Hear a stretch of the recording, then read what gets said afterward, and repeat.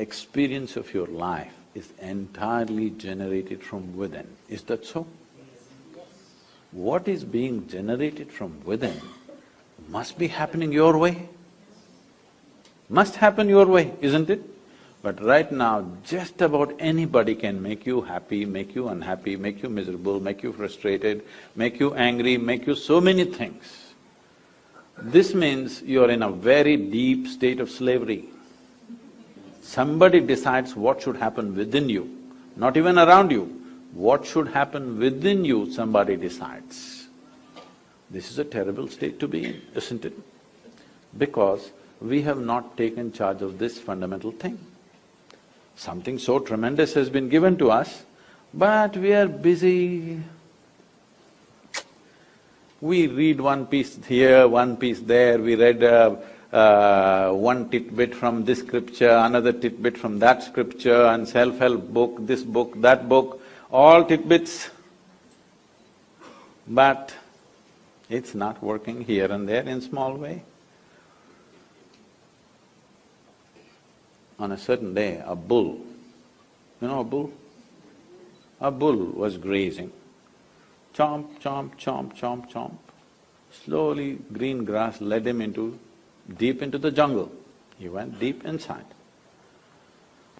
There was a lion who was past his prime and he was having difficulty hunting in the jungle because the animals are fast and he is getting slow.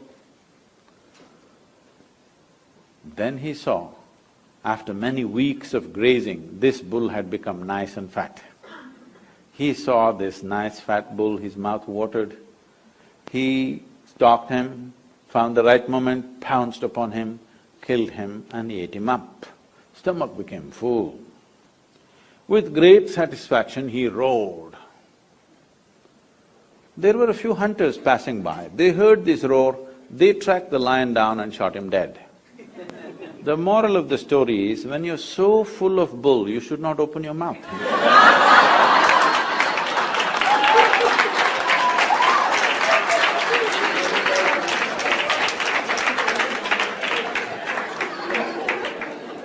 So, the fundamental thing is, at least we must come to this. What I know, I know. What I do not know, I do not know. Is this okay? Can we come to this much sincerity? What I know, I know. What I do not know, I do not know. Is it okay? Yes. No, right now the thing is, whatever I don't know, I believe. Whatever I do not know, I believe. Once you believe, you get enormous confidence without clarity. Confidence without clarity is the biggest disaster on this planet. Human beings who don't have clarity must at least have humility and hesitation in them. No clarity, but they have confidence. Oh, because see, the nature of human intelligence is like this. If you do something stupid right now, tonight your intelligence will bother you. Why did I do this? This is the nature of human intelligence. But if your stupidity is scripture endorsed or God endorsed, then you can do the same idiotic things with utter confidence. You don't have to turn back and look. It doesn't matter what is the result of your actions, how horrendous it is, but you can go on doing it because God has endorsed your stupidity. Can we come to this much, at least all of you doctors, you must come to this, what I know, I know, what I do not know, I do not know. Is it okay? Yes. Because I do not know is a tremendous possibility. When you see truly, when you genuinely see I do not know, the longing to know and seeking to know and the possibility of knowing becomes real in your life. Otherwise, everything I do not know, I believe. You can believe anything. If we work hard enough on you, we can make you believe just about anything, yes or no? Yes. From your childhood, if we work on you, we can make you believe anything. Right from your childhood, if I go on telling you, my little finger is God, if I raise this little finger, divine emotions will genuinely overflow within you, yes or no? Yes. If you feel this is too bare, I can dress it up. we can do some things. This happened. I was speaking to a group of people in Nashville, in Tennessee. Tennessee people? Hey, okay. And I was just telling them a joke. In the joke, I referred to God as Him. Immediately these few ladies stood up and said, "Do you believe God is a man?" I said, "Whoa, whoa, whoa." I was only telling you a joke. They said, "It doesn't matter, you said Him, do you believe God is a man?" Now this is a big issue in some of the southern churches in America. Is God a man or woman? They're trying to settle in this election, of course, but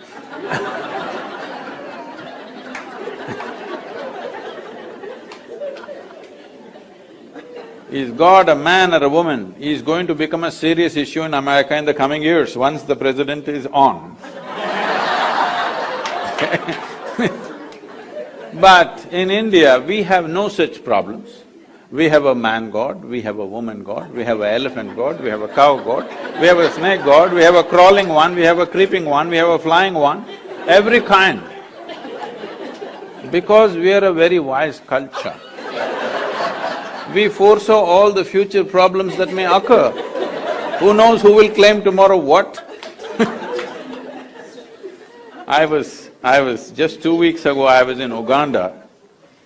You know, in Uganda there was this… Some of you come from there? Oh yeah.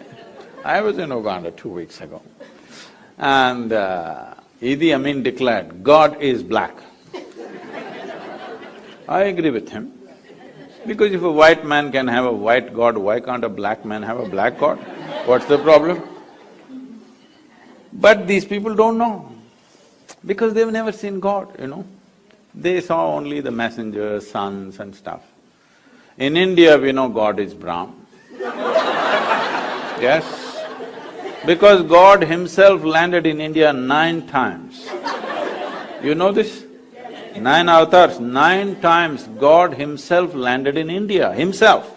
Not His son, not His messenger, Himself. Indians Indians are always very proud of this. God came Himself to India. To other places He sent messengers, sons. So, wait. So I keep reminding them, that is because God wouldn't trust anybody with Indians.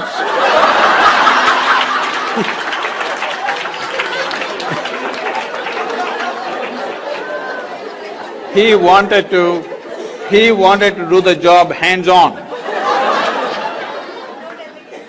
So He Himself came 9 times and failed.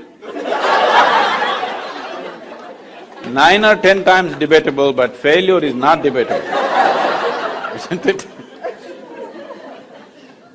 So, we can believe what we want.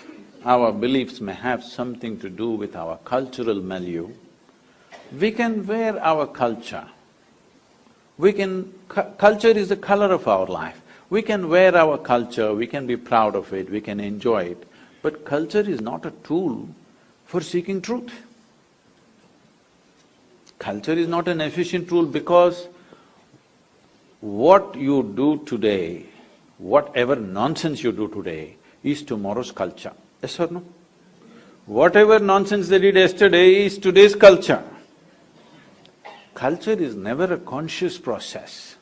To some extent, maybe. The rest is all hodgepodge of all kinds of things that many people did, isn't it so? Or do you believe that all of you consciously creating tomorrow's culture? Are you? Not at all. Whatever nonsense you do, your children will pick it up and they'll do it little differently, isn't it? So, culture is not a conscious tool. Culture doesn't have sharp edges. It is just like that, simply evolving like an amoeba in various forms, everybody in this room full of people, each person will have their own understanding of what is Indian culture right now. Yes or no? And you're free to have that, because it is you who making the culture, you're the producers of culture. This is not an instrument of truth. But if you do not know the truth about your own nature, how can you conduct this well? Only by accident. When you conduct something so sophisticated by accident, anxiety is natural, isn't it? Everybody is a client, you can put that up in your practice. Psychiatrist, everybody is a client. I was just joking, we started many crematoriums because the conditions were very bad in southern India. Isha started many crematoriums. People asked Sadhguru, what should be the byline? So we called it Kayantasthanam, that means where the body ends. Byline, I said, put it, everybody is a customer. Don't do any market development, just wait. Everybody will come one day. You don't have to do any marketing. Anyway they will come, isn't it? So madness is also going to become like this, that almost everybody is a client. If you get angry, you say, I'm mad at you, isn't it? You're admitting it. But without doctor's help, you're able to come back to reasonable states. But you're flying off. One day when you cross the line, if you cannot come back, then you're clinically ill. Yes? But otherwise also you're ill. If you do not know how to manage your own thought, if you do not know how to manage your emotion, if your intelligence does not function for you, it functions against you, would you term this kind of madness? Maybe there are not enough couches for all of you, so we left you loose on the street. But it's happening, isn't it? So, especially all of you being in medical profession, I would plead with you, you must invest some time upon yourself. If you believe that the work that you're doing is important, the most important thing is you work upon yourself. Because nobody can produce anything beyond themselves.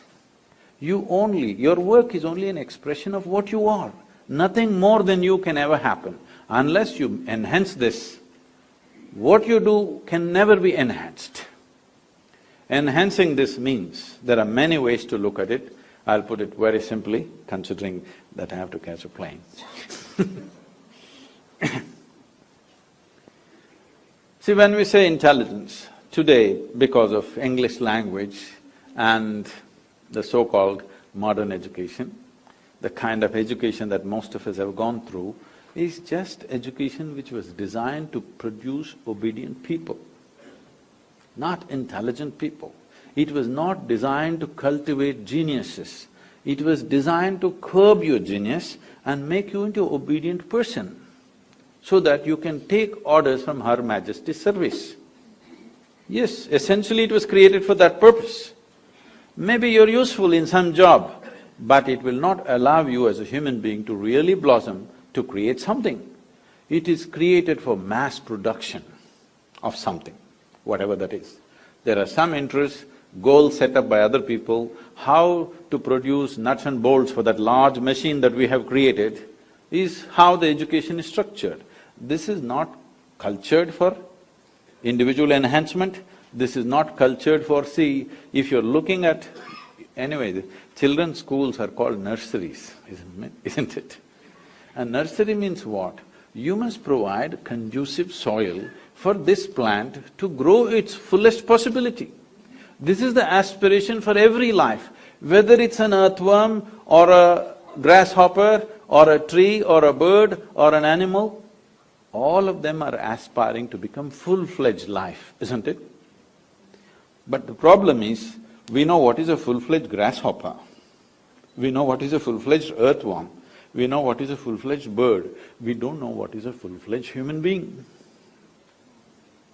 Because for the human being, for every other creature, there are two lines which nature has drawn. Within that they live and die. For the human being, there is only bottom line, there is no top line. Because there is no top line, people are suffering. Or in other words, what you're suffering is not your bondage, as people are telling you, what you're suffering is your freedom. Because nature has left you free, you can be any way you want right now. See, if you were born as a tiger, you wouldn't have this confusion, you know. You wouldn't sit and worry, will I become a good tiger or not?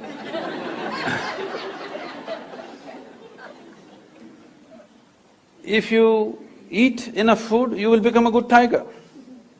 There is no confusion, will I end up as a pussycat, will I become a great tiger? There's no such problems for a tiger. There is no such problem for any other creature, because for all of them, two lines are fixed. You eat well, you will become that. But you eat well, this will not become that. This one has come without a top line, so it is left to you to determine what this should become. When such a freedom life has offered to us, this is the greatest possibility. Upon this planet at least, of the life that we have seen, this is the greatest possibility, isn't it? Instead of exploring it, we're trying to fix it all the time. This is that. We are trying to fix a top line. But tell me, whatever you are right now, would you like to be something more? You must tell me right now, otherwise I'll bless you.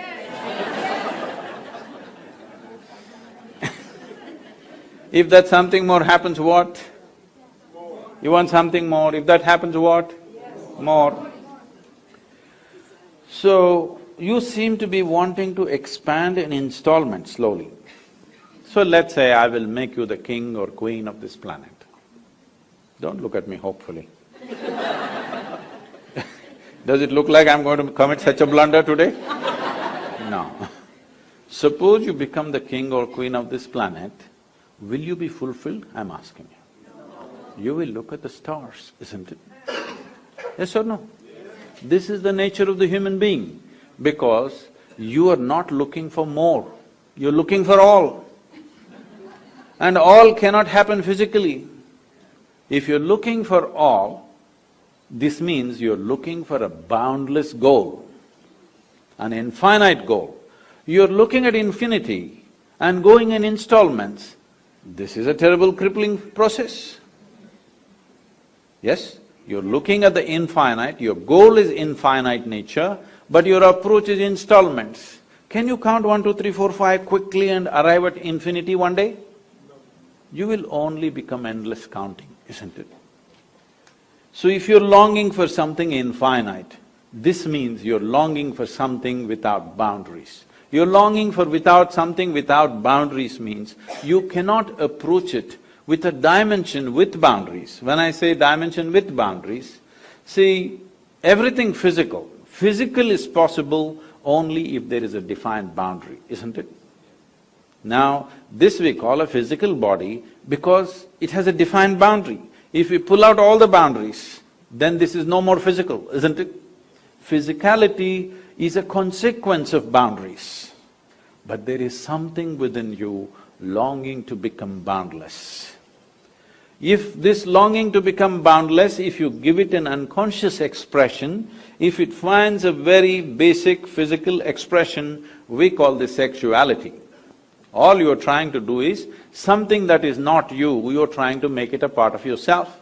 It seems to work for a moment and after that it doesn't. If you find an emotional expression for this, we call this love.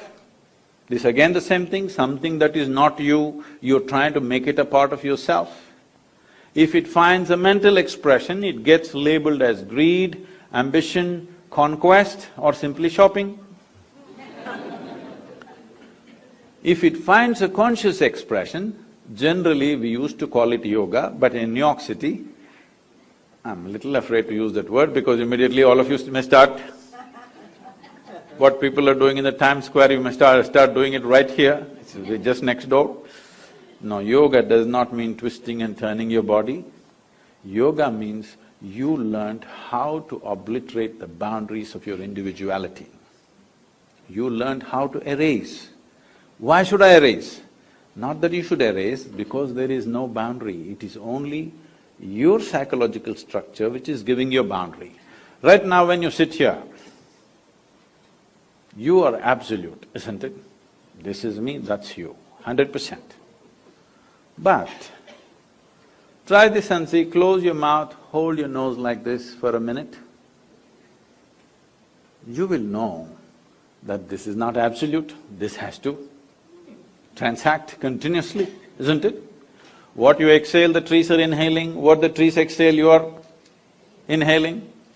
If you stop this transaction, or in other words, for those of you who are pulmonologists, one half of your lungs is actually hanging out there on the tree, isn't it? Yes or no?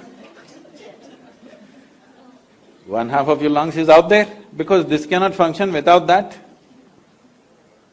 Now, this is not just on the respiratory level, every subatomic particle in this body is in constant transaction with everything in this cosmos, otherwise this cannot exist for a moment. See, here we are, sitting on a round planet and the damn thing is spinning on top of it. And in the middle of nowhere, you don't know where it begins, where it ends. Here we are sitting and doing all this talking.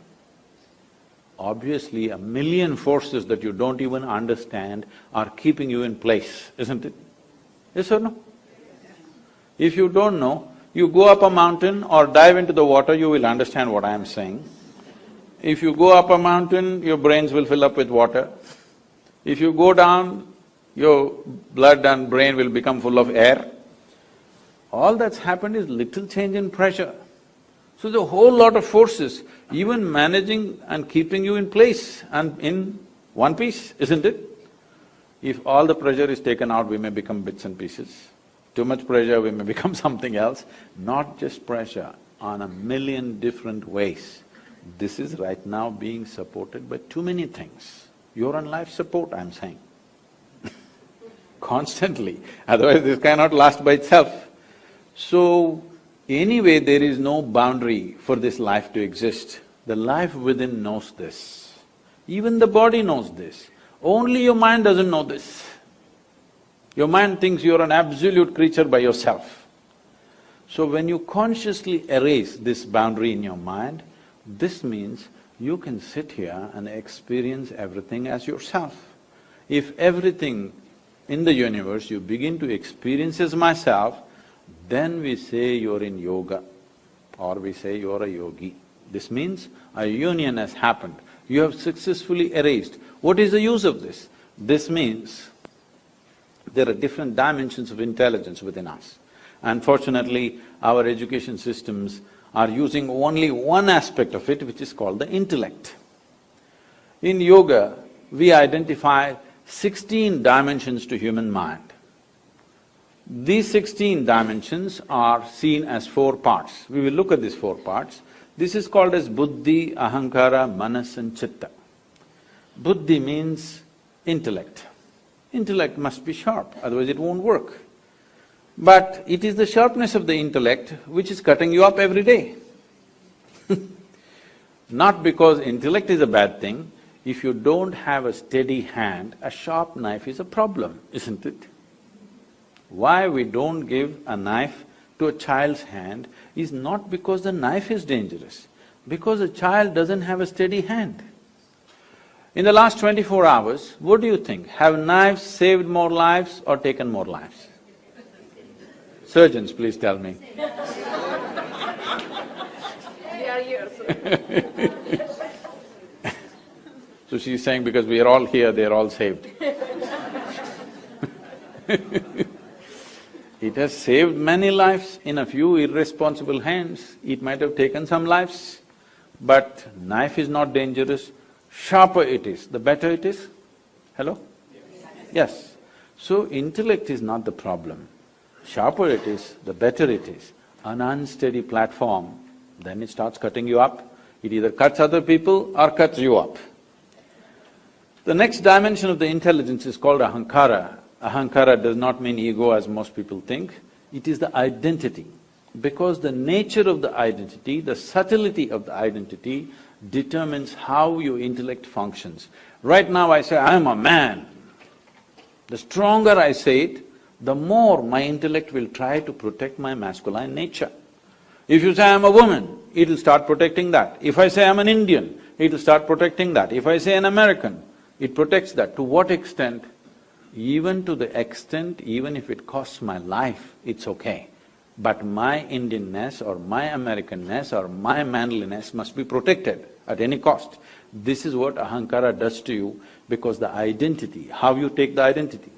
There is an entire system of education in India which is about training a child how he should groom his ahankara, his identification, how he should groom it in such a way that it is beneficial for him and beneficial for everybody around him. How to groom one's identification, there's a whole process. Unfortunately, we've given up everything, we get stuck to something or the other. So identity is the hand which holds the knife of the intellect. How steady it is, how subtle it is, will determine what the knife will do.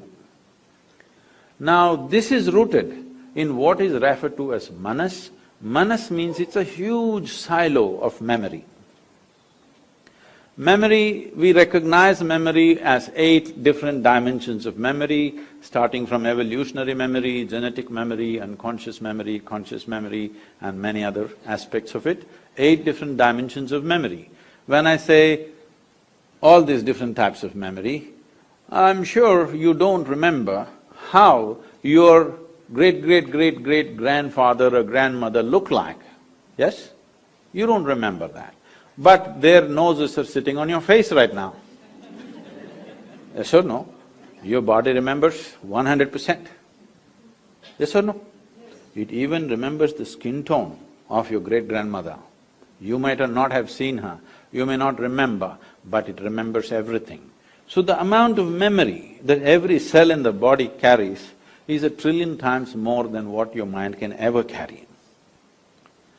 We are thinking intellect is everything and thought processes become everything because this is a European mess-up that happened to the entire world. Somebody said, "I think, so I am." No, because you are, you may think. Yes or no? Which is first I'm asking you. Because you are, you may think. Because you become such a mental diarrhea that all the time thought is flowing, you think thought is even before you? Not because you think you are. Because you are, you may think. Like if I want, I move my hand where I want, I should be able to move my mind where I want. When I don't want, I must be able to hold it here, isn't it? Right now the problem is, it's become like this all the time. If this happened to your body, you would look ridiculous, isn't it? Even with the mind it is the same thing, your only comfort is others cannot see it. Yes? It's equally ridiculous. You're comfortable because you think the person next to you cannot see it, but if they pay enough attention, they can. They can, believe me.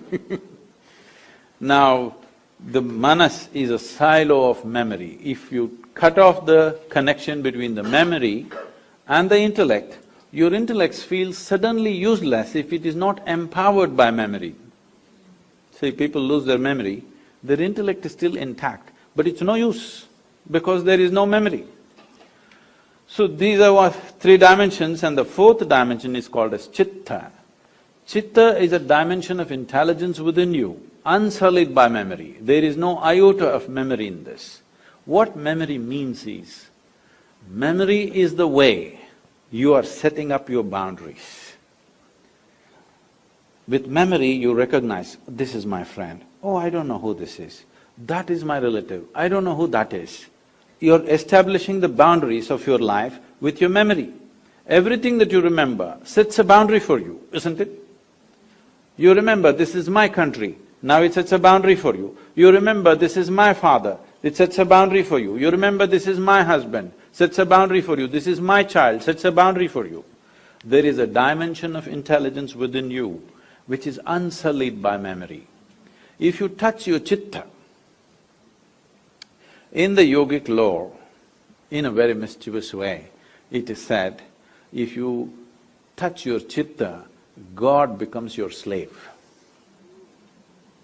Because the dimension of intelligence which is capable of making a banana into a human being, if it became a conscious process, you would definitely live magically, isn't it? Other people will think you're superhuman, but I am telling you, this is what it means to be human. to eat, sleep, reproduce and die, you don't have to come with such a complex mechanism.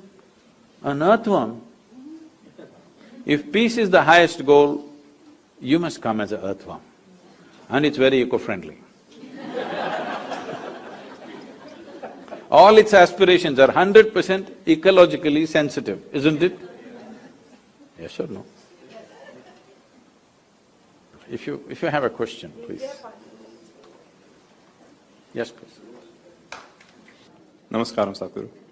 I have a question about medicine and law.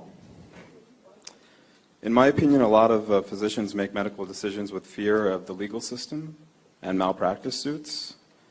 This fear affects the physician-patient relationship and increases healthcare costs. For example, I know I've ordered some tests for patients based on this fear, and I've seen other physicians do the same. So can you please speak on physicians' legal responsibility in taking care of someone else's health? And what can physicians as individuals and as a social collective do to overcome this fear?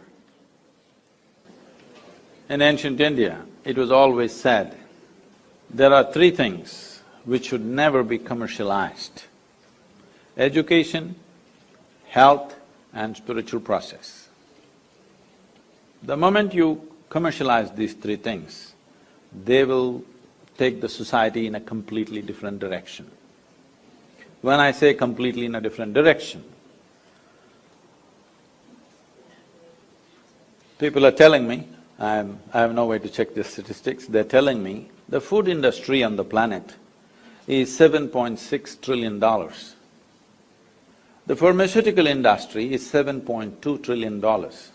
By the end of 2017, they're saying the pharmaceutical industry will be well above the food industry.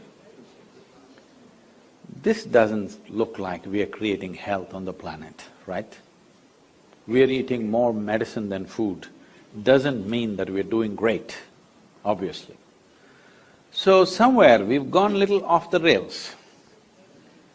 And I'm sure, I know what I say is not going to be very popular here. All of you have taken up a certain oath, isn't it? So your commitment is to health. Your commitment is not to legal systems. Your commitment is to health and life of the person who sits in front of you at that moment, or usually they lie in front of you probably. Your commitment is to that life and the well-being of that life. If legal systems are such right now, people are exploiting it in many different ways for their own advantages. Let it be so, one or two will suffer, I know. But suppose all of you practice medicine as it should be for the well-being of the patient, I'm sure most of the time that's your concern. But sometimes legal systems, other things take over. If you ignore those things and do it, suppose half of you have liability cases against you, then they have to change the law. Right now only 1 or 2% are under the liability, so they won't change the law. I'm saying you must become a majority, then the law will change, obviously. But medical systems, healthcare, your education and the capability to meddle with somebody's life, all this was given to you with a trust that you will always keep the well-being of that person above everything else. Let's keep it that way, please. Whether people go to a temple, church or mosque, they're busy making deals. Deal makers and devotees are two different people. We need to change the equation. It is not for those who do not have to talk about sharing, because what little they have, they're not willing to share. When success or failure makes no difference for you, you are a true success. I don't understand. When the result of an event has no impact on you, both ways you blissed out, you are a success. Till I was 19 years of age, I was so taciturn that I barely spoke.